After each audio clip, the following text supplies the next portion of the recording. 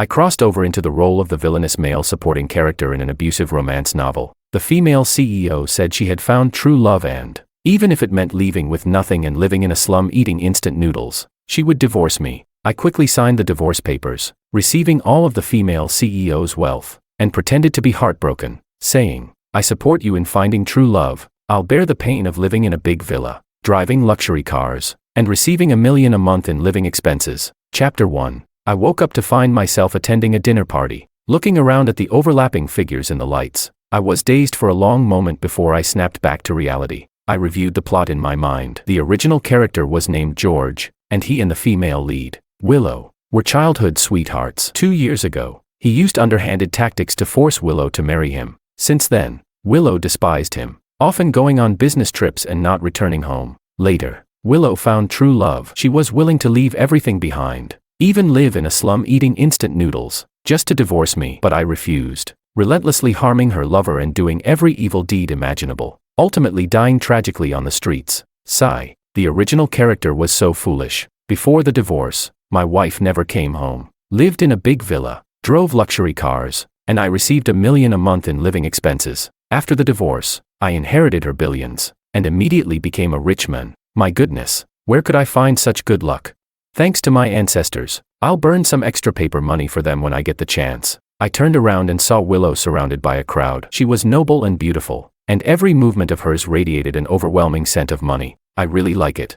After the banquet, Willow and I left together. In the quiet car, I happily looked down at my bank balance. The living expenses had only started 6 months ago, which meant my account now had $6 million. Although the original character came from a rich family, he couldn't compete with his 2 older brothers and was a carefree, lazy playboy. The wealth he received was minuscule. It was still Willow who had the real money. I bit down on my tie, trying not to laugh out loud. Suddenly, I heard a loud bang. I leaned my head out to look and saw a figure lying on the ground. Oh, I remember now. This was when the female lead would meet the male lead, Makoto, and fall in love at first sight, quickly becoming infatuated. She would even give up her family inheritance and become penniless for him. Honestly, I've seen women who are foolish in love, but I've never seen anyone as foolish as Willow. Even Romeo and Juliet would call her ancestor. The driver was already panicked. Getting out of the car, I turned to look at Willow, still resting her eyes. "Aren't you going to go check?" Willow opened her eyes, her gaze cold as ice. My little heart trembled. This powerful aura was not something just anyone could handle. Before I could speak again,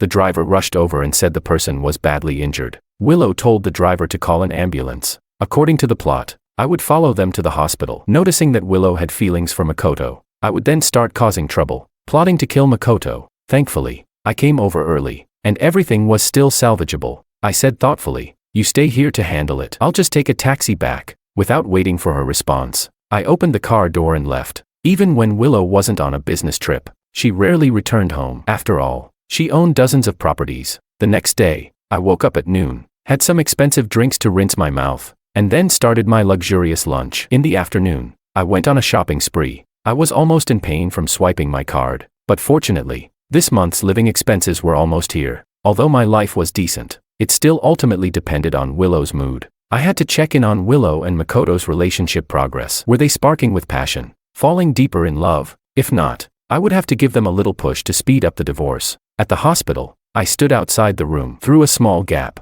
I saw Willow feeding porridge to Makoto, forcing him to eat. I knew this scene was happening because Makoto refused to eat, so Willow was making him. TSK. I wonder if I'll become even more morally corrupt than Willow after I divorce her and become a billionaire. Willow released her hand and looked at the man sitting on the hospital bed. "Are you going to eat on your own, or do you want me to keep feeding you?" Chapter 2. Makoto choked, his face turning bright red, and he stubbornly turned his head away. This poor little thing makes my heart ache for a few seconds. Before long, Willow grabbed Makoto's chin again. Their eyes met, locking in a gaze so intense that even the air seemed to be filled with the scent of dopamine. I was very satisfied and quietly closed the door, so no one would interrupt them. In the evening, I received a call from Willow. "Dad wants us to come home for dinner." She was referring to the Liu family's old mansion. Okay, when I arrived at the Liu family's old mansion, Willow hadn't come back yet, so I sat in the living room, munching on sunflower seeds and eating fruit. I heard footsteps coming from the stairs. I looked up and saw Liu's mother. She wasn't Willow's biological mother but the second wife of Liu's father. She walked over, a smile on her face, but it was full of hidden daggers. "George, Lately no one's been gossiping about you living off a woman, right? Lou's mother had always looked down on me for living off a woman, and every time we met, she'd throw a sarcastic comment my way, but I didn't care at all. Living off a woman was my skill. Most men would love to live off a woman but never get the chance. I chuckled a few times. It's fine. Being a kept man is my blessing. Lou's mother didn't expect me to respond this way, and her smile froze a little, because in the past, if someone had teased the original character like this, he would have been enraged and gone on and on defending that he wasn't living off a woman. I shrugged. She clearly didn't understand me. Right now, I didn't care about a shred of true affection. I just wanted wealth and luxury. Not long after, Willow returned with Lou's father. Dinner was ready in the kitchen. I looked at the spread on the table: huge lobsters airlifted from Australia, Alba white truffles from Italy, caviar salad, and other high-end dishes I had never tasted before. I had to admit, wealthy people really knew how to enjoy life. This time, I was going to eat everything I hadn't eaten before. I began to wolf down the food, even licking the plate clean. Willow watched me devouring everything, her brows furrowing in clear disdain. I glanced at her. Is it disgusting? It should be. Don't fall in love with me. After Lou's father and mother finished eating, they went out for a walk. I looked at Willow's delicate, indifferent face. By the way, when will this month's living expenses arrive? Willow gave me an odd look, because George had once been indifferent to money, obsessed with love to the point where even bringing up money was an insult to his love. That was the original character, foolish, but I wasn't foolish. I loved money, and money loved me. It came from all directions. Willow's voice was cold. Do you think I'm the kind of person who deals with small amounts of money? Ask my secretary. I nodded, then lowered my head to message Willow's secretary on WeChat. A few minutes later, I received a notification that 1 million had been deposited into my account. I smiled in satisfaction. After dinner, the family sat in the living room. Lou's father's words were full of subtle hints, urging us to have a child as soon as possible. Willow didn't respond. I, however, nodded in full cooperation, displaying my extraordinary acting skills. With a smile, I said, Willow and I will try our best. Willow seemed disgusted again, glaring at me fiercely. Lou's father insisted that we stay the night. He was well aware that Willow rarely came home, so he was seizing the opportunity to encourage us to make a baby. Making a baby? Forget it. I didn't want to bring misfortune. Once the living room was empty, with just the two of us, Willow coldly said, George, I will never have a child with you. Don't dream. Chapter 3. I immediately raised 4 fingers and swore, don't worry, I have absolutely no ulterior motives. She obviously didn't believe me and went upstairs. Half an hour later, after I finished showering, I saw Willow on a video call. Willow, your dad contacted me last night and offered me 80 million to leave you. Makoto closed his eyes, his voice low and sorrowful. Your dad? He's so humiliating. Willow was furious. My dad has gone too far. Upon hearing this, my eyes lit up, and I wiped the saliva off my mouth. 80 million, I'm really envious. Maybe he can also come and humiliate me. Then I comforted myself, it's okay. After the divorce, all of Willow's wealth will be mine. At this moment, I couldn't even imagine how lively and cheerful I would be on the day of our divorce. The next morning, Lou's father called me to do some physical exercise. I wasn't keen on waking up early, but after spending the whole night on the sofa, I really had a sore back. After doing a set of calisthenics, Lou's father got to the point. He told me that Willow had been getting close to a man recently, and he wanted me to pay attention. Since he couldn't get rid of Makoto with money and didn't want to use force to avoid damaging his relationship with Willow, he subtly hinted that I should find a way to break them up. My goodness, why am I the one who has to break them up? This is an abuse story, but the one being abused is me, and the male and female leads will end up with a perfect happy ending. On the surface, I solemnly nodded and agreed, but deep down, I couldn't wait for this green hat to be firmly placed on my head. Green, such a vibrant color. Willow didn't come home for lunch. Lou's father even specifically called me and asked me to bring chicken soup to Willow at the company. I had no choice but to comply. So, I grabbed the thermos and went to the company. When I opened the door, I saw Makoto standing by the desk, frowning and covering his hand. I suddenly remembered there was a plot in the story where I threw hot water on him. At this thought, a bad premonition rose, and just as I was about to leave, I saw Willow quickly walking toward me and pushing me aside. Willow saw Makoto's reddened hand and nervously asked, "What happened to your hand?" "I burned it," he replied. Willow turned to look at me, her eyes full of murderous intent. "George, if you lay a finger on him again, I won't let you off." Well, I have to admit, that was quite a spectacle. It wasn't me. Before I could finish, Willow stormed in front of me and slapped me across the face. "The office only has you and him. Who else could it be? Damn it." Thinking of her entire fortune, I immediately let it go. As long as I endure this suffering, Wealth is just around the corner, Willow viciously warned me. If something happens to Makoto's hand, I will make you pay twice as much. I was speechless. What could happen? It's just a burn. Can't a grown man stop being so melodramatic? Shut up, Willow said, raising her hand to slap me again. I instinctively stepped back to dodge, and at the same time, her wrist was grabbed by someone. I turned my head and saw a beautiful face. It was the book's second female lead, Anna, Willow's half-sister. If Willow was the smart, capable heir, then Anna was her complete opposite, spending all her time eating, drinking, and playing. The two of them had never gotten along. They locked eyes, and there was an air of tension between them. At that moment, Makoto stepped forward and gently pulled Willow's hand. Willow, I accidentally burned my hand. It has nothing to do with Mr. Wong. I almost rolled my eyes to the back of my head. Finally, I understood what it meant to have a male lead with no backbone. But the one suffering was me. He didn't clarify things sooner, and now I got slapped for nothing. That hurt like hell. Willow didn't even glance at me and dragged Makoto out. Anna looked at me. Aren't you going to go after her? Although I didn't have much interaction with Anna, she had at least heard of my reputation as a love fool. I walked over to the floor-to-ceiling window, looked up at the sky at a 45-degree angle, and sighed dramatically. You saw it too. I gave my all to her, but she's cold-hearted. Anyone would feel disheartened. I'm tired. I don't want to love her anymore. The air suddenly grew still, and I turned to see Anna glaring at me like a hungry predator. Damn. She wouldn't be falling for me, would she? She's really hungry. When Willow returned to the office, I was busy chewing on a chicken leg. I have to admit, the ginseng chicken soup was really delicious, fresh and savory. It was a waste to give it to Willow. Willow squinted at me. Who told you that you could eat in my office? I couldn't be bothered to answer her. After licking the thermos clean, I stood up, ready to leave. Stop, Willow called out to me. George, I don't love you. This marriage was a mistake from the beginning. Let's get a divorce. I pressed down my wildly beating heart and silently thanked my ancestors. I casually asked, are you sure you want to divorce? Willow pursed her lips. Yes. A fruit that is forcibly picked will never be sweet. I've already found the person I truly love, and I just want to spend the rest of my life with him. Seeing me silent, Willow thought I was unwilling to divorce and was about to say something more when I stretched out my hand toward her. What? I excitedly said. The divorce agreement. Of course. Chapter 4. Willow froze for a moment, her delicate face showing a hint of confusion, but she didn't ask any more questions. Instead, she said, I'll have someone prepare the divorce papers now. Before she could finish her sentence,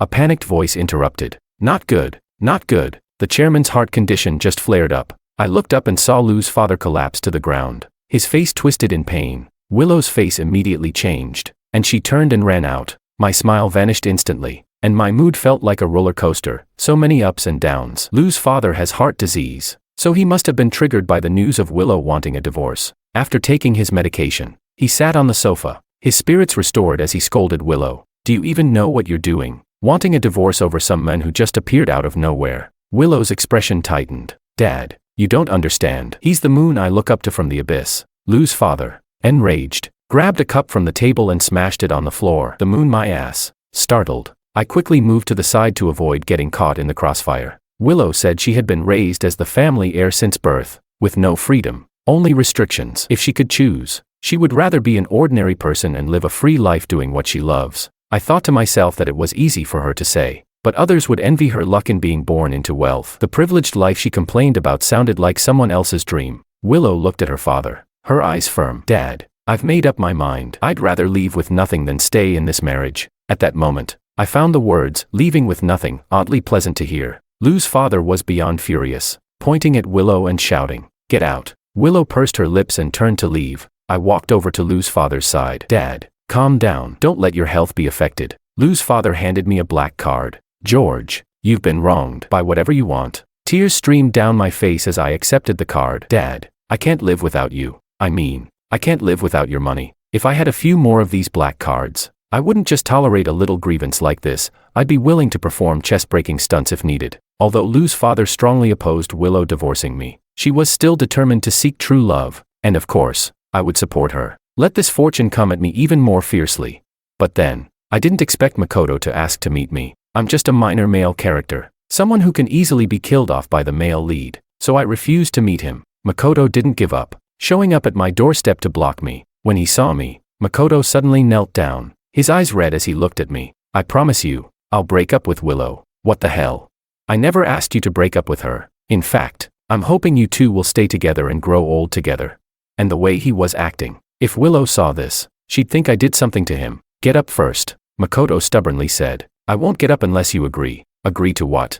I pray every day for a quick divorce, so I can get away from you too. Just as I was thinking that, Willow walked over with a dark expression. I immediately jumped back 10 feet. I rubbed my face. The slap from yesterday still stung. As expected, Willow stormed in and accused me. George, what did you do to Makoto? This time, the male lead finally spoke up. Willow, I'm the one who insisted on kneeling. I want to ask Mr. Wang not to divorce you. I don't want you to suffer with me. Willow bent down and hugged Makoto. As long as I can be with you, I'm willing to face any kind of life. My mouth twitched. That line was so cliché. Makoto looked at Willow. His eyes read. Willow, don't say anything. I've already decided. I'm yours in this life. Willow interrupted him, stood up, and looked at me, pulling out the divorce papers from her bag. George, let's go file for the divorce now. Chapter 5. Her words fell, and I had already opened the car door, looking at her and urging, hurry up, let's go. Willow was stunned. The three of us arrived at the marriage registration office, and the staff looked at me with a sympathetic gaze. Which man brings his wife's new lover to get a divorce certificate?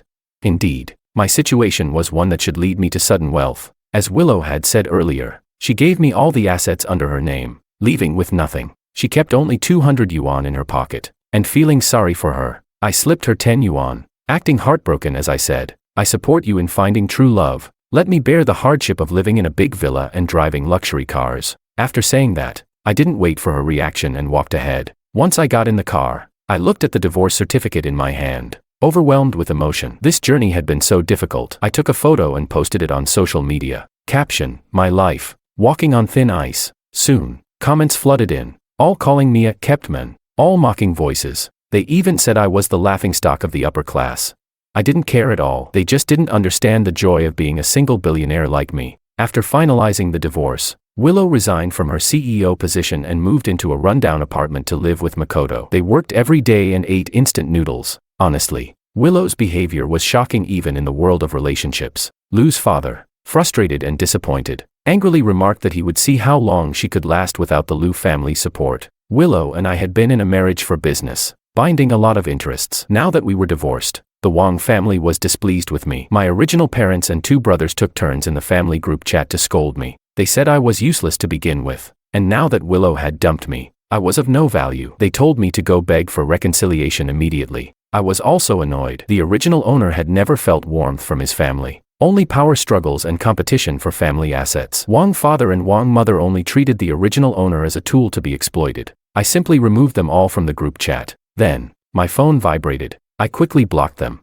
Finally, my ears were at peace. I thought to myself, thank goodness they didn't know that Willow left with nothing. Otherwise, they'd probably be at my door right now. Thinking of this, I decided to go on a trip. What if they found out and came to ask for money? That would be so annoying. I'm a man of action. So after quickly planning, I booked a flight and flew to a small island abroad for vacation. Sun, sand, and beautiful women everywhere. This was living the dream. Now, I could say I had truly endured hardship and was finally reaping the rewards. Soon, I spotted a familiar figure among the crowd. No way. Didn't I just end things with her sister? Now I'm running into her sister's younger one.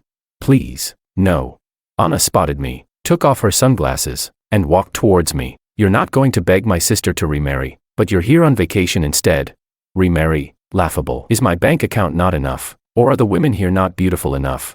I pointed at the girls playing in the water on the beach ahead. That one. And that one over there in a pink bikini. Look at them. They're all prettier than your sister. Why would I go back to her and remarry? Anna blinked. I thought you really loved my sister. Correction, I only loved her money. As for her, I wouldn't take her even if she were given to me for free. I whistled at a girl walking by and waved my hand. I'm busy enjoying life. No time for love. As for your sister, I wish her 2 kids in the next 3 years. Anna looked at me with a probing gaze, even as if she wanted to put her hand on my forehead to check if I had a fever. I shrugged. Indifferent. The marriage was over. The money was mine, and I didn't need to keep pretending to be emotionally invested. After a moment, Anna asked again. I heard that my sister gave you all her assets. Chapter 6. I turned to look at Anna, a guarded expression on my face. Hadn't she already set her sights on enough of my things? Was she now aiming for my money too? I pretended to be casual. Well, that's the case, but it's not that much. After all, Willow's personal assets were nothing compared to the vast wealth of the Liu family. I quickly changed the subject. Miss Liu, are you here for vacation too? Anna smiled. Brother-in-law. You used to call me Anita. Huh.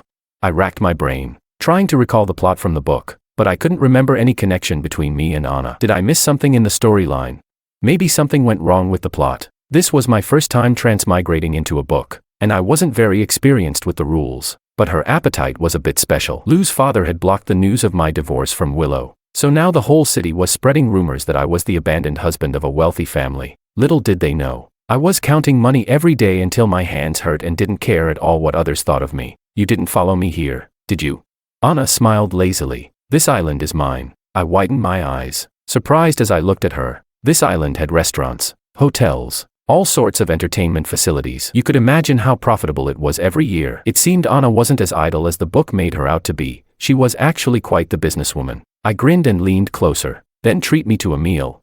The thought of this entire island being hers and the potential for unlimited food and drinks made me feel like meeting her wasn't such a bad thing after all. Anna was quick to agree and took me to the restaurant. Once seated, I opened the menu. It was all in English, each letter I recognized, but the combination of them made it feel unfamiliar. I glanced at Anna sitting across from me. She was elegantly placing her order. The original owner, while not a good person, was a scholar and fluent in several languages. I was afraid of making a fool of myself, so I nervously pointed at random items on the menu. After a while, the dishes Anna ordered arrived at the table. None of mine had come. I saw her cutting a piece of steak and putting it in her mouth, making me salivate. I frowned and said, "Your restaurant isn't very efficient. I've been waiting forever." I waved over the waiter. "Why hasn't my food arrived yet?" The waiter smiled. "Sir, the 4 piano pieces you ordered have been played." I was instantly embarrassed, wanting to disappear into a hole. I forced out a laugh and said to Anna, "I thought you might get bored, so I ordered a few pieces of music to entertain you. They're quite nice, aren't they?" Anna didn't even bother calling me out. She instructed the waiter to bring another round of the dishes she had ordered, and even pushed a bowl of creamy mushroom soup toward me, telling me to drink it first to settle my stomach. My fondness for her increased greatly at that moment. She was much more sensible than her sister. While we were eating, the beautiful woman at the next table kept making eyes at me. I touched my short hair. Man, my charm was truly uncontainable. Anna noticed the exchange and kicked my foot under the table, signaling me to behave. After eating and drinking to my heart's content, I headed back to the hotel to sleep. In the middle of the night, I suddenly heard the doorbell. I thought it was someone from the hotel and went to open the door. As soon as I opened it, a figure rushed into my arms. Anna, in a playful tone, said, "There's thunder." I'm so scared. Just as her words fell, a loud clap of thunder echoed outside, perfectly timed. I thought to myself, with how enthusiastic you are, now I'm scared. Chapter 7. Anna looked up at me and said, "Can I sleep with you tonight?" I felt a little uneasy. "I don't think that's a good idea." Anna was like a sly little fox. I couldn't figure out whether she had some ulterior motive. I might let her play with my feelings, but she couldn't mess with my money. She had already loosened her grip on me and walked inside. "You and my sister are divorced. What's the harm?" As I closed the door, I casually asked, "You don't have feelings for me, do you?" Anna paused for a moment, then looked at me and said, "You idiot. You're just figuring that out now." She walked up to me, lifted her hand, and tugged on my ear. "George, listen carefully. That year, when you fell off the rock garden and passed out, it was me who took you to the hospital, not Willow." When she said that, I suddenly remembered a scene from the book where it was explained why George liked Willow, because she had saved him when they were teenagers. But it wasn't Willow who saved him, it was Anna. So, Anna had liked the original owner since she was a teenager. However, all these years, the original owner had been focused on Willow, so Anna had to hide her feelings. She only started to make a move after the divorce. Anna and I stayed on the island for more than half a month, then flew abroad to continue our vacation. We shopped, enjoyed delicious food, and had a great time together. We became travel buddies. After spending this time together, our relationship had progressed to the point where we became a couple. Anna's personality was completely different from Willow's. On the surface, she seemed spoiled and willful, but in reality, she was very understanding. Being with her made me feel so relaxed. 3 months later, we returned to our home country. Anna took me to the Liu family's house to make our relationship public. As soon as we entered, we saw Willow sitting on the living room sofa, dressed in a lady's suit. She still looked as elegant and beautiful as ever, with no sign of distress. I recalled the news I had seen a few days ago. Willow had set up her own company. No wonder she was the female lead. No matter how difficult things were, she could always rise again. She was like an indestructible cockroach. I believed that, in the near future, she would build her own business empire. Seeing that Willow had made up her mind to be with Makoto, Liu's father reluctantly agreed. Willow looked at the hands Anna and I were holding, her face darkening with fury. What's going on here? I knew Willow had always hated her stepmother, And since Anna was the stepmother's daughter, she naturally hated Anna too. The two sisters had a terrible relationship. I nonchalantly replied, "Just what you see." Willow sneered, "Don't think I don't know that you're with Anna to get back at me." I held Anna's hand. Feeling her fingers tense up, I immediately squeezed her hand a little tighter and looked at Willow. "President Lou, your skin is really thick. After all the effort I put in to win over my girlfriend, how did it suddenly turn into a tool to get back at you? I'm with Anna because I like her. It has nothing to do with you. Stop trying to make yourself the center of this story. Besides, we're divorced now. You have no right to interfere in my personal matters." Willow froze for a moment, surprise flashing across her face. She was probably shocked because I had never spoken to her like that before. In her mind, I should be kneeling and begging for her to take me back, not standing up for Anna. I couldn't help but sneer internally. The original owner had been far too kind to her, which made it hard for her to accept the new me. I ignored her and led Anna toward the kitchen, planning to see what good food we could have for dinner. Anna asked, "You really don't like her anymore?" Chapter 8. When Anna asked that question, I could clearly sense her nervousness. I gently patted her head and said, "The only person I like now is you. Don't pay attention to what she says." Anna blushed and smiled shyly. Surprisingly, Lou's father had no objections to Anna and I being together. He was even happy about it, saying that good fortune should stay in the family and that, after all the twists and turns, I was still his son-in-law. I had to admire his bizarre logic. On the other hand, Lou's mother continued to look down on me, thinking I was living off her daughter, and ordered Anna to break up with me. Anna, of course, disagreed and played her trump card. She placed her hand on her stomach and said she was already pregnant with my child and couldn't break up with me. I was stunned. What a ridiculous situation. I was still a pure virgin.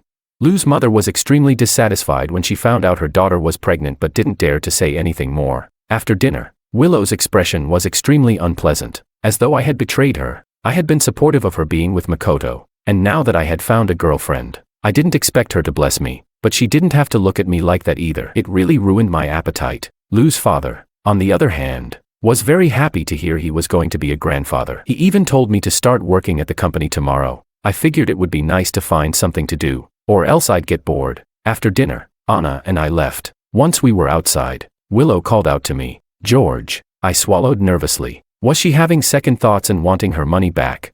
I slowly turned to face her. "Is there something? I want to talk to you privately." Before I could respond, Anna released my hand. "I'll wait in the car for you." After Anna walked away, Willow asked, "Are you serious about Anna?" I nodded. "I'm always serious about these things." Willow sneered. "You sure move fast." I understood what she meant. She and Makoto were madly in love but still hadn't gotten married, whereas I had only been divorced from her for a short while, and now I was already expecting a child. I shrugged. "Well, what can I say? In 2 years, my kid will be old enough to buy soy sauce. You better hurry up." 2. The smile on Willow's lips froze, and her eyes grew a little deeper. "George, you've really changed. You're not the same as before." I felt a little guilty, kicking a small stone by my feet. "What? You're not used to me not clinging to you anymore." Willow narrowed her eyes. "You'd better know your place. Don't think about coming after me. Don't worry, you're already a thing of the past for me." I glanced at the time. "It's getting late. I'm leaving." I turned and walked toward the car. Once I was in the car, Anna asked,